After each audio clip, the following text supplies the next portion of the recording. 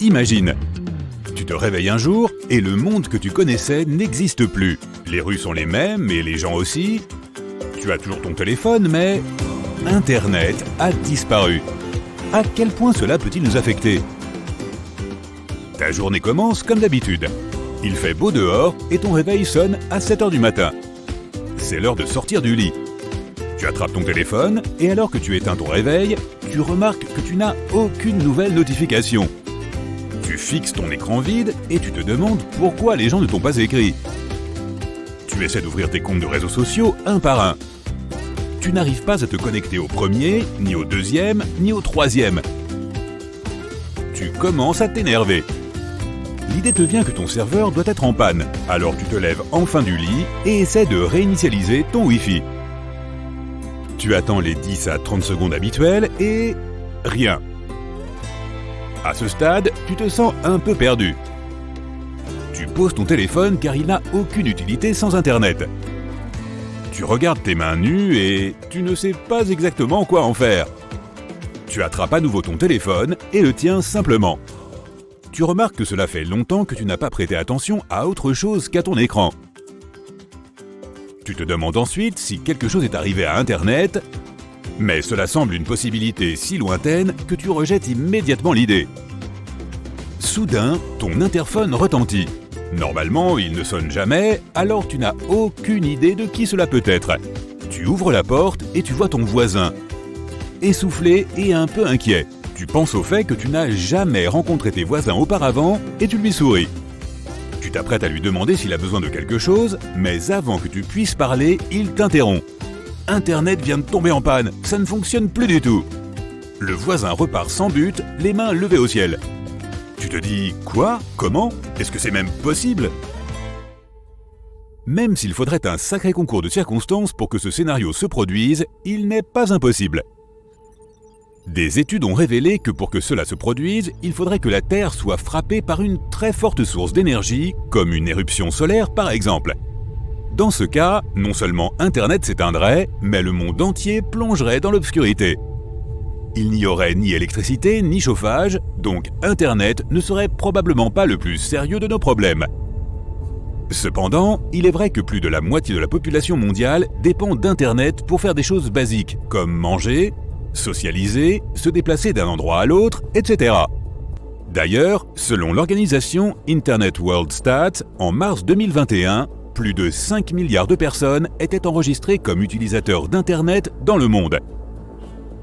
53% de ces personnes se trouvent en Asie, 14% en Europe et près de 7% en Amérique du Nord.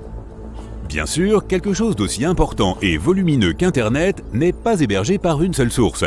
En réalité, Internet est hébergé sur différents serveurs situés dans le monde entier. Ce qui permet d'éviter un scénario aussi radical que celui que nous imaginons. Mais à part les éruptions solaires, faut-il s'inquiéter d'autre chose? Eh bien, afin de créer une sécurité pour les utilisateurs et au nom de la protection des données, un système inhabituel de responsabilité des parties prenantes a été adopté. Il y a 7 personnes dans le monde qui détiennent la clé d'Internet. Et oui, c'est une vraie clé physique. Le système des détenteurs de clés a été inventé pour servir de sécurité en ultime recours. Un groupe de passionnés d'Internet très malin a distribué cette clé à 7 personnes soigneusement choisies dans le monde entier. Ces personnes ne sont normalement pas contactées, sauf si un certain type de risque tangible concernant la sécurité d'Internet se produit. Leurs noms sont timide, prof, simplet, grincheux, joyeux, dormeur et atchoum. Non, ça c'est une blague. Quoi qu'il en soit, ces clés sont utilisées pour ouvrir des boîtes dans lesquelles se trouvent des cartes à puce. Et ces cartes à puce sont utilisées pour ouvrir d'autres boîtes qui contiennent des disques durs.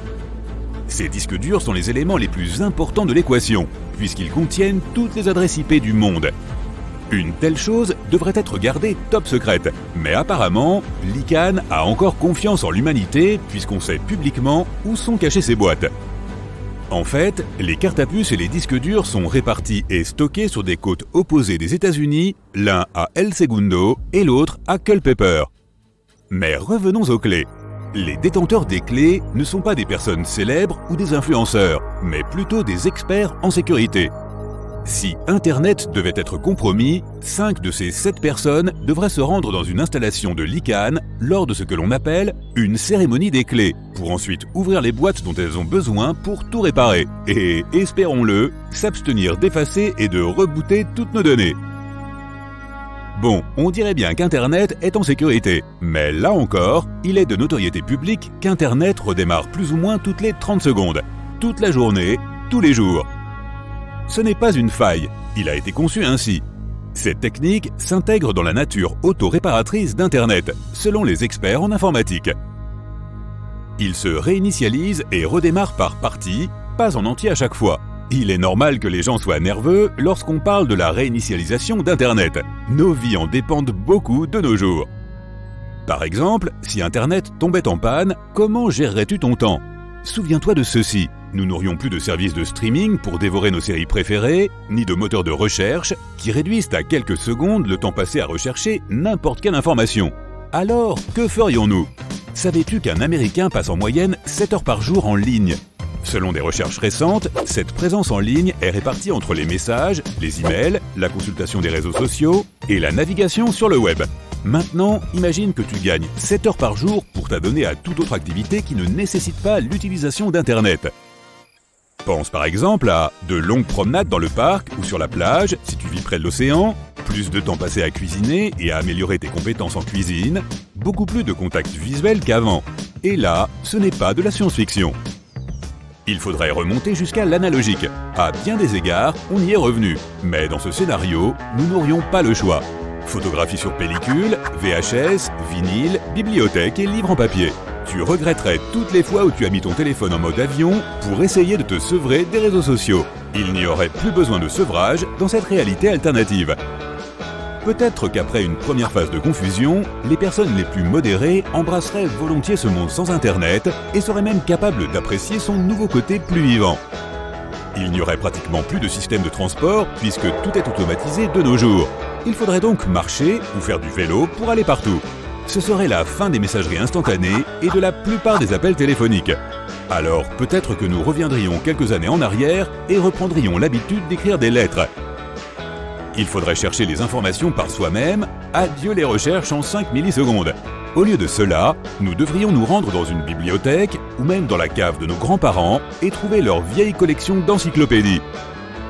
Imagine que tu fasses tout ce chemin juste pour savoir quelle est la capitale du Guatemala. Bon, épargne-toi cet effort, la capitale c'est Guatemala. Notre santé s'en trouverait améliorée. Nous ne marcherions peut-être plus avec le dos voûté, puisque nous ne regarderions pas nos téléphones en permanence. Et tout ce temps que nous passons à regarder des séries et des films, nous le passerions probablement à faire des choses plus actives, comme marcher, peindre, nager, danser, qui sait. Les émissions de radio seraient à nouveau populaires, et ce serait probablement notre principal moyen de communication. Avec quelques rares lignes terrestres en état de marche, les ondes radio seraient la principale source d'information dans le monde entier. Alors ne te débarrasse pas encore de ton vieux poste. Il pourrait occuper une place essentielle dans ta vie quotidienne dans cet avenir alternatif.